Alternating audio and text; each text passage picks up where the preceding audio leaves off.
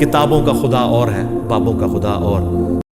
لن تنالوا البر حتى تنفقوا مما تحبون، تم کبھی بھی نیکی کے اعلیٰ درجے کو پا ہی نہیں سکتے جب تک کہ اپنی پسندیدہ چیزیں اللہ کی راہ میں قربان نہ کر دو۔ وما تنفقوا من شيء فإن الله به علیم، اور جو کچھ بھی تم اللہ کی راہ میں خرچ کرتے ہو تو بے شک اللہ کے علم میں ہے۔ اس میں اللہ تعالیٰ تسلی دے رہا ہے کہ تم ایک ایسے خدا پر یقین رکھتے ہوئے اس کی راہ میں خرچ کر رہے ہو جسے تم نے دیکھا نہیں ہے۔ عام دیکھے مالک کے لیے خرچ کر رہے ہو تو یہ ٹینشن نہیں لینی، اسے سب پتا ہے جس نے جس نیت سے دیا ہے۔ انہ علیم بذات الصدور، تو یہ تسلی رکھنی ہے کہ ایک ایک چیز کا وہ بدلہ تمہیں دے گا۔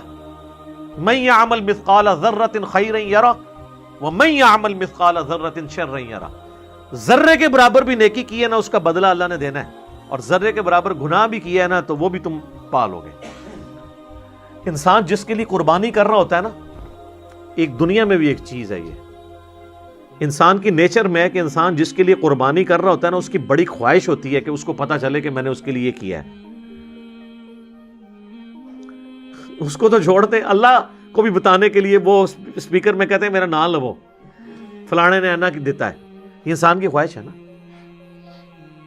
انسان کسی دوست کے لیے قربانی کرتا ہے تو اس کے دل میں خواہش ہوتی ہے کہ میرے دوست کو پتا چل جائے کہ میں نے اس کے لیے یہ تکلیف اٹھائی ہے تو مجھے وہ تکلیف جھیلنا آسان ہو جاتی ہے۔ یہ انسان کی نیچر ہے کہ جب انسان کو پتا ہونا کہ اس کے لیے کر رہا ہے اور اس کو پتا چل گیا تو پھر انسان کے لیے وہ تکلیف جھیلنا آسان ہو جاتی ہے۔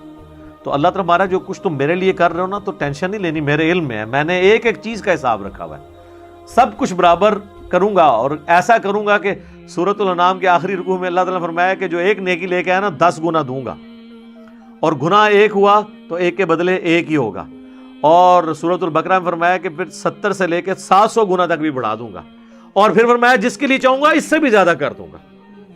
اللہ اکبر کبیرا والحمد للہ کثیرا وسبحان اللہ بکرۃ واصیلا۔